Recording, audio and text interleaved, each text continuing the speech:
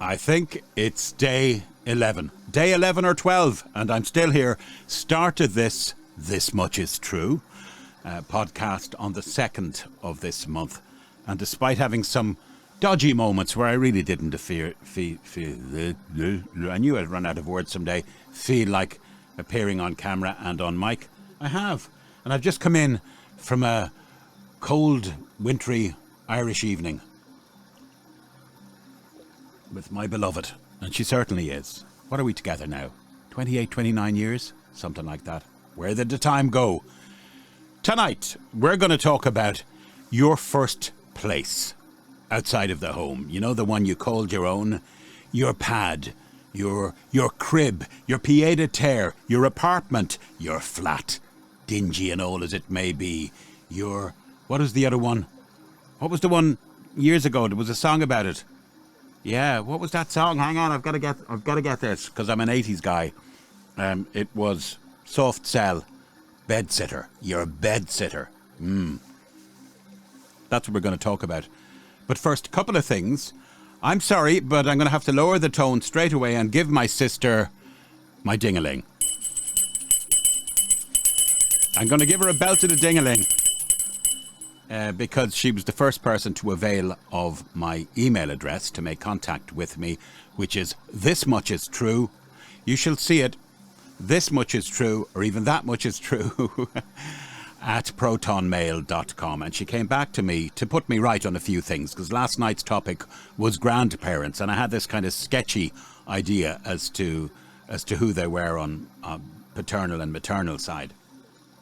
And Tara came up trumps and provided me not only with sign-up papers for my grandfather, who I imagined had been drafted into the army in 1914. He was actually in the army 10 years as a Grenadier Guard by the time he saw action on the Western Front. That was interesting to see the actual sign-up. He was 18 when he signed up.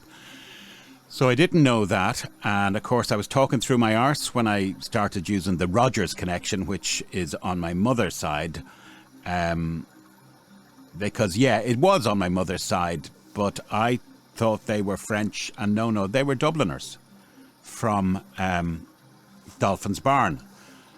Where I made sure when my mother was to be laid out at rest, I made sure that it was in Dolphin's Barn. I had a funeral director friend I'd known from business, but I made sure it was Dolphin's Barn because that's where her dad came from. But anyway, my grandmother on my mother's side was of French extraction, we believe, possibly, sounds a bit out there, but refugees from the French Revolution, and maybe a bit of nobility, because by all account, money followed them. And then the publican I was talking about, that was hilarious. Yeah, he was a publican of sorts. He was never out at the pub. Sorry, you had to be there. It's going to lose a lot in translation. So thank you so much, Tara. And the photographic evidence was just amazing. I got photographs of my grandfather's mother. She was a bit of a goer. Phoebe Sage, married 3 times, I think. And I don't want to go off on too much of a tangent, but thank you, Tara. You're a sweetheart as always. You know how I feel about you. And I wish you a happy 2024, yourself and David and the boys and your new daughter-in-law and all that good stuff. I also just want to touch on 2 more things we covered in recent podcasts. And by the way, I think Nigel was telling me today, Nigel from Birmingham, sorry Nigel, I know it's a crap accent, Nigel from Birmingham was telling me that I can upload it as a podcast on YouTube. But look, I think I'm just going to spend the money on a podcast platform and be done with it, be it a yearly fee or whatever. But I think I've got the lighting right. Don't you agree? Rather than it being too garish, I have my ambience around me. I like the bottle as well. That was given to me recently. Where is it? There. Yeah. It reminds me of Horizon. Do you remember the BBC Two programme documentary? I used to love the bottle floating on the water at night. Oh, that used to just get me from an AMSR. Is that what they call it? Kind of viewpoint. Just loved it. I love the imagery of that. So now I have lightning in a bottle. Thank you, my darling wife, as well, who just didn't make a big deal out of that. Just, oh, I got this for you. She's like that. She's really good. Oh, I got this for you. Many's the time. I got this book for you. I thought you'd like it.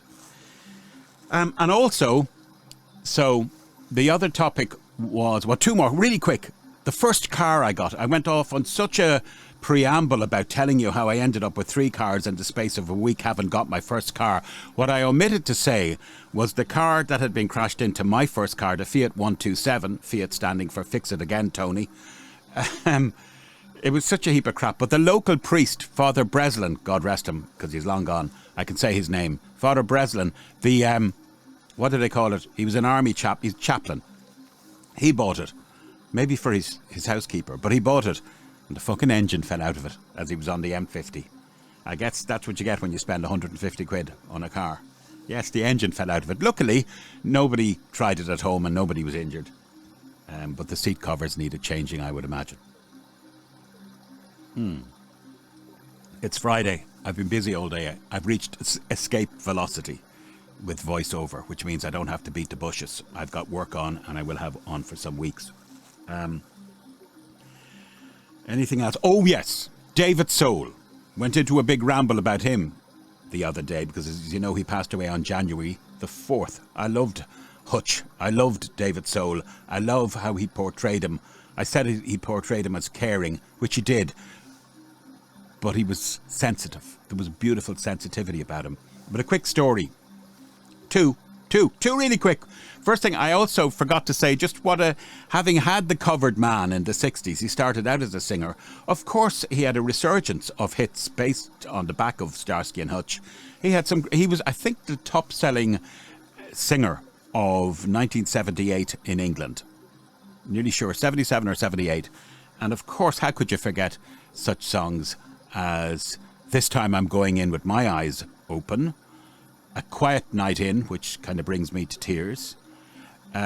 Silver Lady was in there. And Where, of course, Would You Be with Don't Give Up on Us, Baby? Or the culinary version, Don't Give Up on This Gravy. Do you see what I did there? That's a bad joke. But he had a big hit. But I was looking at TikTok of all platforms today, and this guy popped up and he had a picture of David Soul in the background.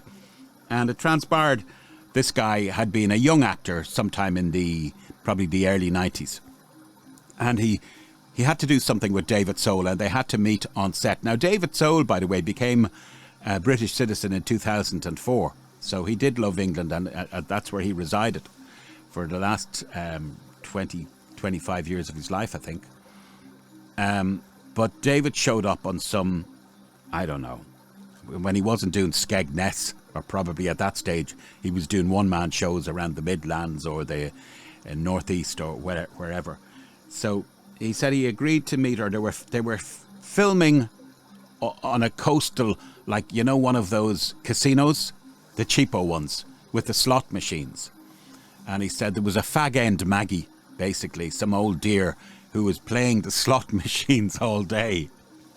And totally fucking, welded onto the things and had been for hours. And he said David Soul came in. Now, David Soul at that stage was on his uppers, he wasn't doing great. And he probably didn't quite look like David Soul anymore. But he had been used to being recognised.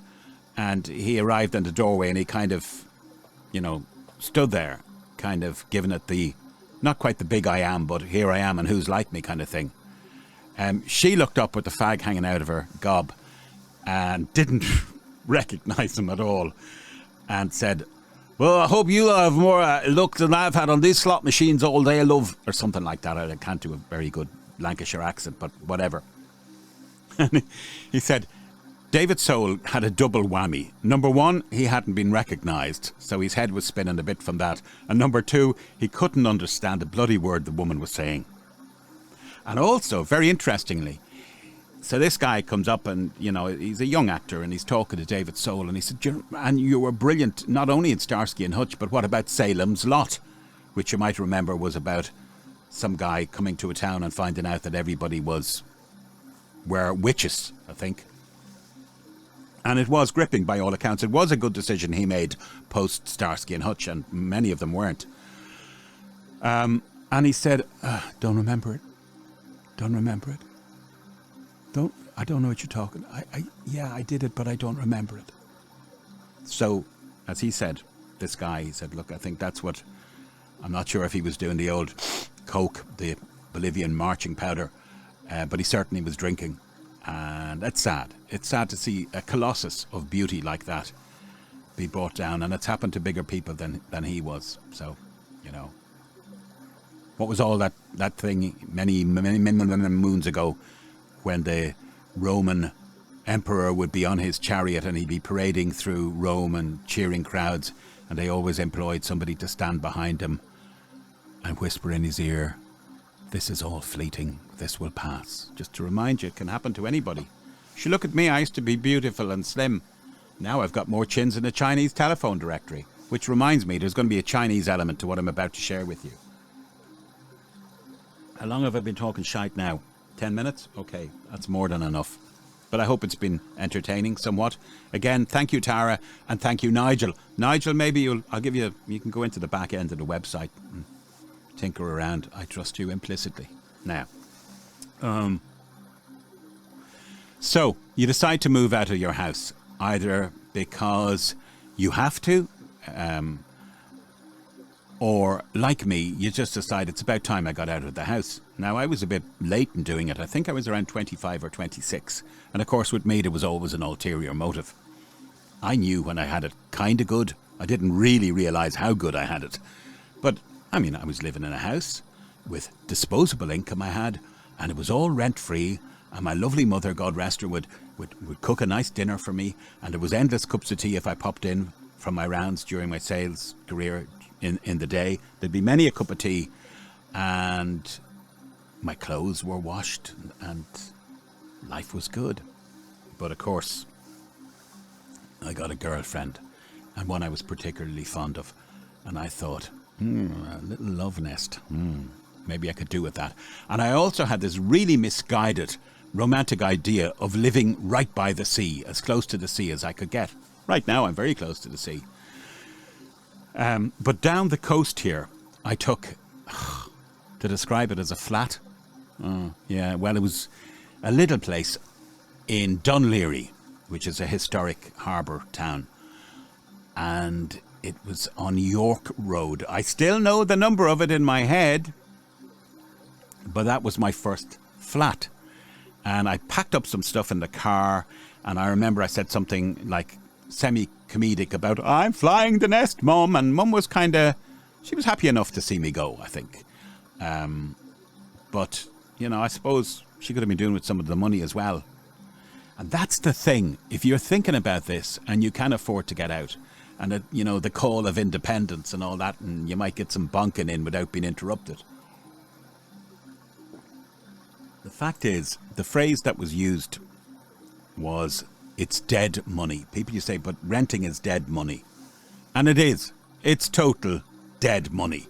And the guy I'd met up with who rented me it, the landlord, if that's what he was, or some kind of a property manager guy, I always remember he had a 4-wheel drive and he had leather trousers, which I loved because Duran Duran were always in leather trousers. But I mean, this guy was well into his 40s. It just didn't work anymore. It's like Daniel O'Donnell in a leather jacket. It just doesn't work.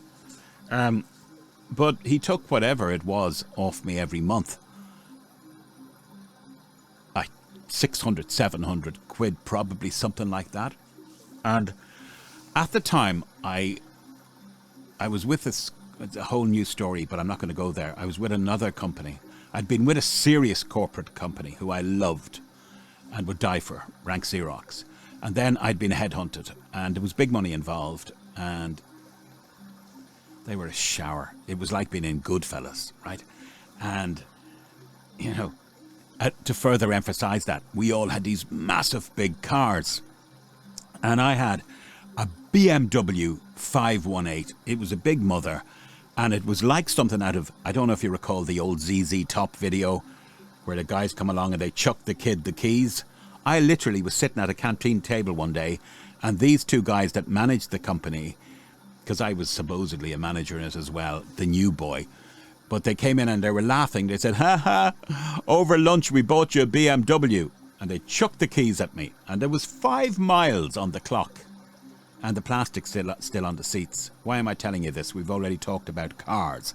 Because the tiny driveway, if that's what you could call it, the postage stamp of a front yard or to park your car, my car was nearly as big as it in this place in York Road. So it was a basement flat, and you'd go down, and you know when there's a kind of smell of places, it's usually a damp smell. So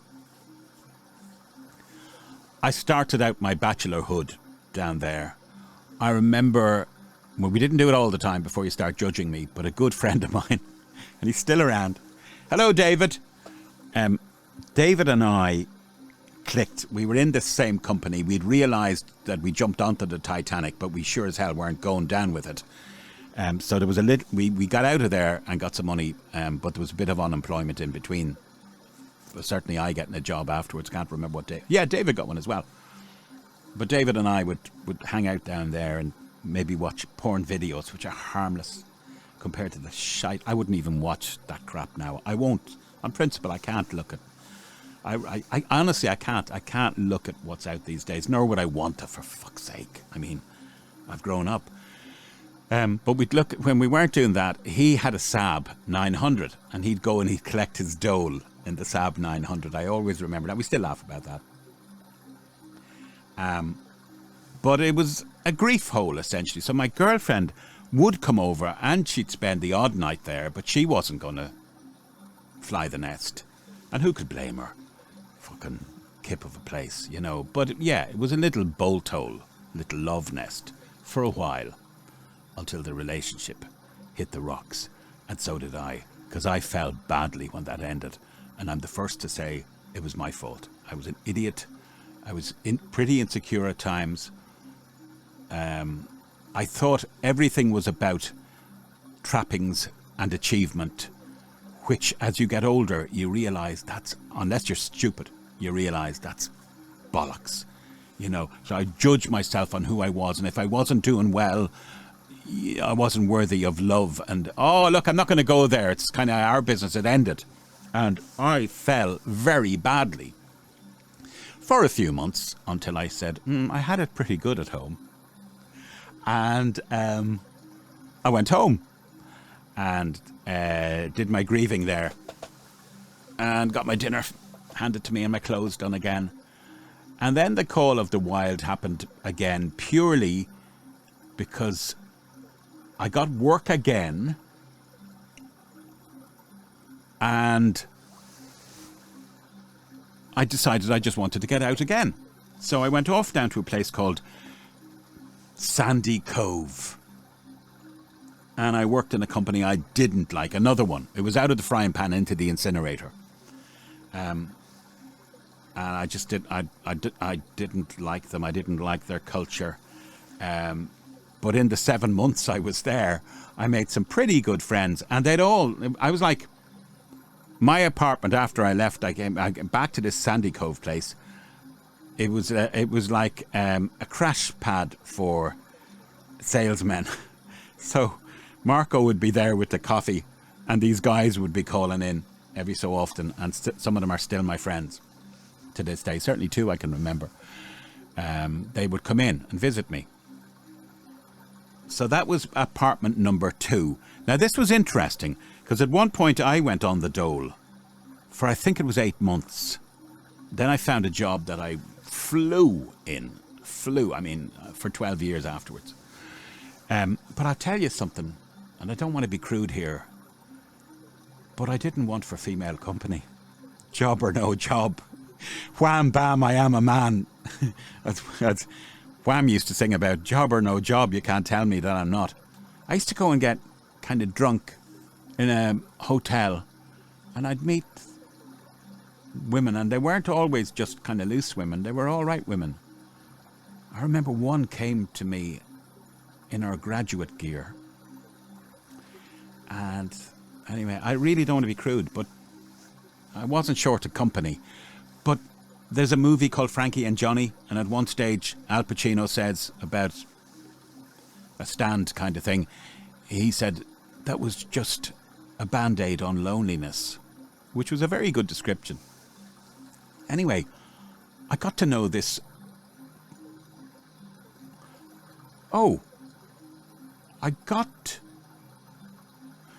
to know the landlord, and they were old, and her husband, and they were what we would term here West Brits. They were of British origin who'd came over. Sorry, I need to look around here. The place isn't burning down, is it?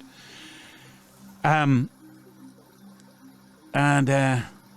down below my flat, which was an old kind of Edwardian or Victorian house, they were out elsewhere in a building next to me, and he had been a pilot in the Fleet Air Arm during the war, and he was about 10 years older than me, and he had quite a squeaky voice, and he regaled me with stories about we were jumped by the Jerrys when we were off the coast of Newfoundland, and all these, and they were fucking great stories, because I'm a World War II buff, so I was eating them up.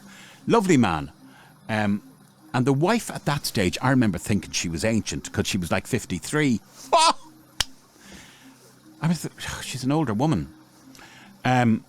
So that would have made him, I don't know, he was in his 70s, I think. But he wasn't telling me stories anyway. I'd hang out with his wife, who became a friend of mine. And the daughter was a come and go type, and she had an apartment below mine. So there was a bit of a dalliance there. But again, I'm not into stringing people along, and I certainly wasn't Peter Stringfellow.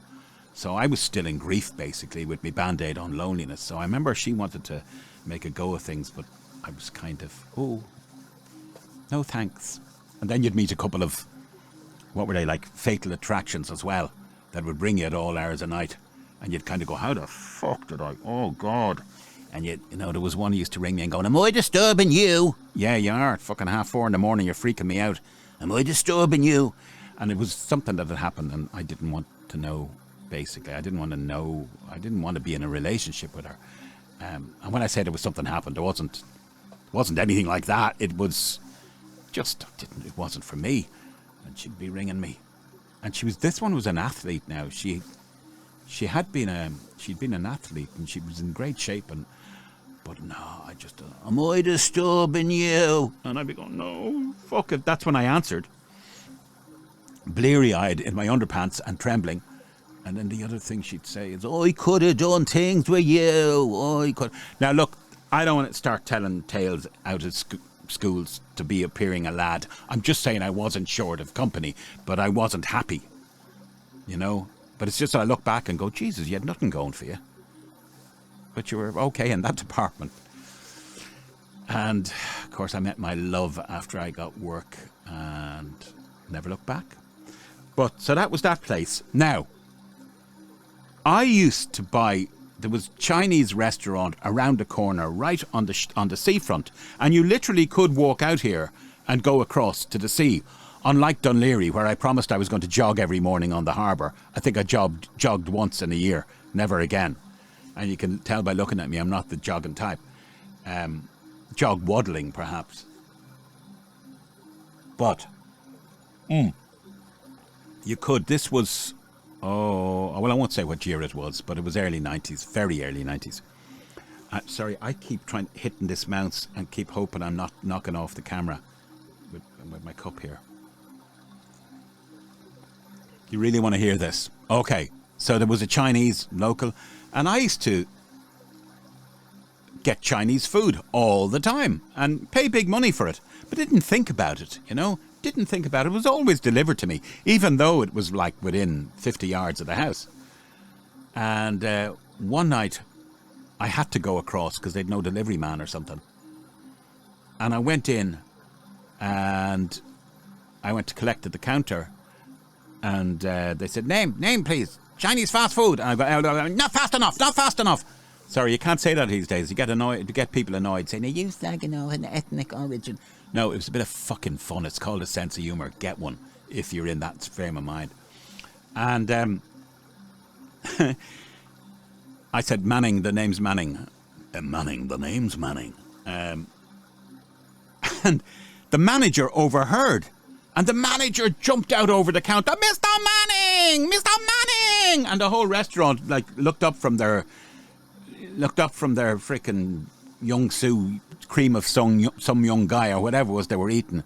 And the manager's like holding a party nearly for me. This is Mr. Manning. This is Mr. Manning. He best customer. He best customer. Jesus Christ, I must have been subsidising his family with the amount of business I was giving him.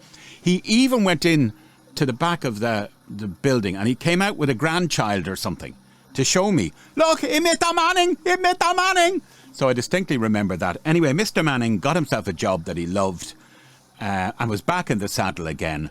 And then I bought an apartment, and I bought it. No more dead money. And by the way, I made fucking great money out of it. The solicitor afterwards said to me, because I still wasn't appreciating mathematics or anything, and I remember the solicitor saying to me after the sale, he said, you bought it at this, and you sold it at that. Are you happy? And I was going, yeah, because that helped set us up. I think I made 20 or 30 grand on that. That helped set me up as a young married man. But anyway, I was only in that place for about a year, and that was in Rathgar, which wasn't far from where my parents had retired, in Rathmines. And it was a modern place-ish, and I had disposable income, so I could buy a fuck-off television. I could buy all kinds of things, but what I didn't buy was good security shutters. So one night I went down, I always distinctly remember there was a documentary on about, I went down to my parents, who were like half a mile down the road. And I was sitting talking with them. And I think I took a panic attack that night.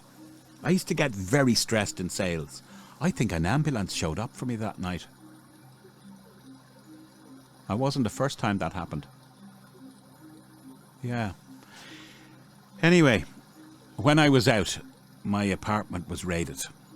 And this was one where I'd money. So I'd nice things on the wall and a nice carpet and a big mother of a television. I'd a rented television as well, which was stolen. These little fuckers were down below. I was one story up and they were down below and they were watching everybody. And they got in because I'd stupidly left the top little latch windows open. Now I think they could have got in anyway. And the worst thing about that, well, there's two bad things about it. Number one, a week later, when you thought you'd accounted for everything, you'd look down and you go, oh, fuck, the rug is gone. And then you'd go to play, oh, God, the video's gone. Oh, and this was going on, I remember. And the second bad thing about it was I did a big kind of an auto-da-fe of everything. There's a big word. Do I even use it out of context? Is it? Anyway, I did a big collection. An audit is the word I'm looking for the insurance company. And I think it came to 800 quid or 900 quid.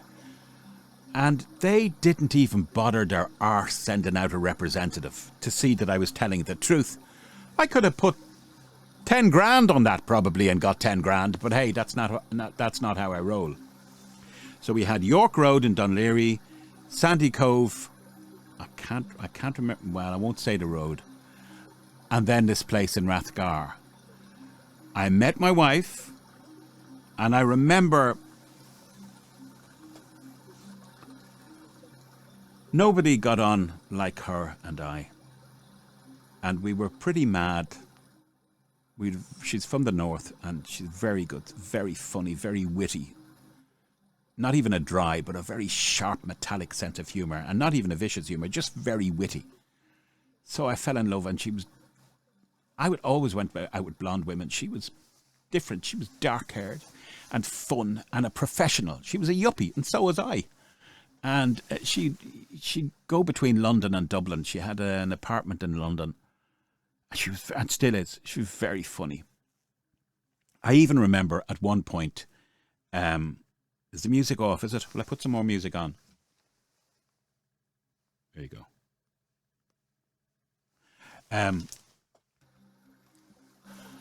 I remember the two of us going, actually we passed it by recently, to a place called The Goat. It's a grill, it's a pub place in Dundrum. And we both had swastikas right in the centre, right here between our eyes. That was my idea, of course. Not that we had right-wing leanings or anything like it, purely because I had seen Charlie Manson with his cult, and he had his fucking swastika here. So I said, for the crack, let's put these swastikas and see how people react, you know. Of course, we went in here and we were having a drink and we were sitting down, bursting our shites, as we say, laughing. Of course, nobody, if they did notice, paid a blind bit of notice, you know. And I always remember as well, there was a dispensing machine and it said hot nuts. And Franny, my wife, looked over and said, you know, well, I say to the guy, how much for your hot nuts? You know, silly, stupid, bizarre things that nobody else would probably find funny. But that's what we were like. And it's lasted. We had good 5 years of getting it. We married after a year. Madness. But we had good 5 years of travelling the world. We had no problem. We weren't knocking anyone over, but we were well off for a young couple. And when we decided to have our children after 5 years, we had our children. And the rest, thank God, you know, we've had ups and downs like everyone else. But the rest, it really has been smooth sailing. And I love her so much. I was just out with her tonight.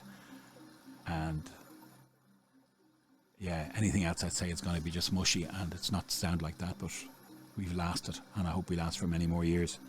And we've been the best of mates. And I had the apartment anyway for about a year. And then I sold it. And that was the end of my wandering days. And you're saying, thanks, Mark, I'll never get that fucking half hour back in my life ever again. And I know, but hey, that's what you showed up for.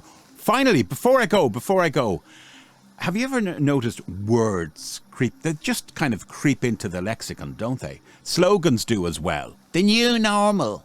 I hated that.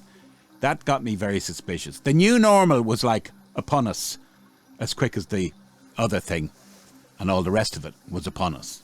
And I didn't like that. It was like a contrived phrase. A build back better. You know, remember that bollocks? What happened to that? Build back better, build back better. It's a clunky fucking phrase anyway. It's not even, you know, whoever thought about that was a gobshite. But also the words. Like is one. Well, of course, that's an old one now. I mean, people were saying like 30 years ago. Like. It's a filler word. It's one of Judge Judy's pet hates. She doesn't like, you know, and like. But the ones I'm noticing recently are, and I hate this because I suffer from it myself. I know it came from a movie, The Great Something or Other. Dude.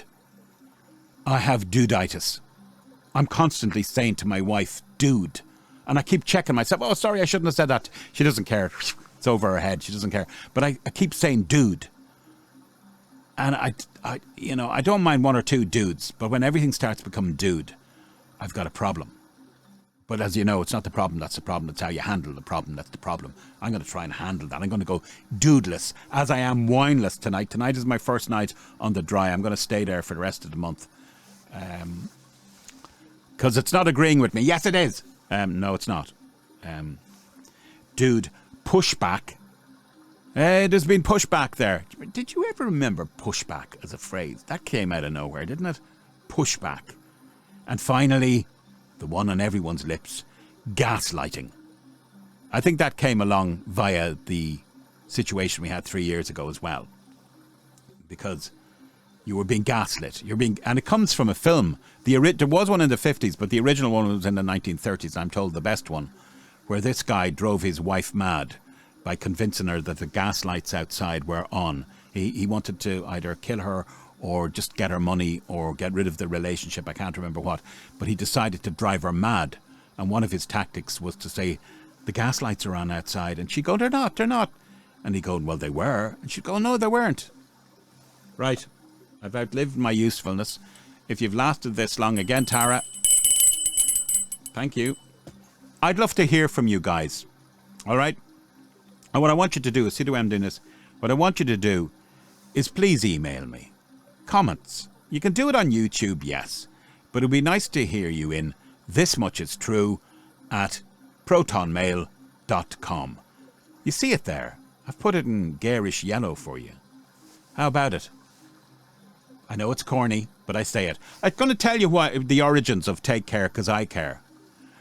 When I was a young DJ, back in the day, we were little men about town. This is when I was a pirate DJ. And it was nice because you'd come in at weekends and you'd have a cubby hole and your fans your listeners, would send you stuff. And I got all kinds of lovely letters from teenage girls, and even a nice pair of satin knickers that I remember. They weren't my size, but anyway, someone had sent them. Somebody else sent me a hook from a cloakroom, a big hook. Just, there you go, that's a gift for you, Marco. You call me Marco. And then you'd have these beautiful, some with ornate, drawings of Michael Jackson or Duran Duran or Spandau Ballet or George Michael or Boy George or whoever. It was a lovely time, 1983, 84, 85. And it was a lovely time to be young. And I remember playing the original Band-Aid hit.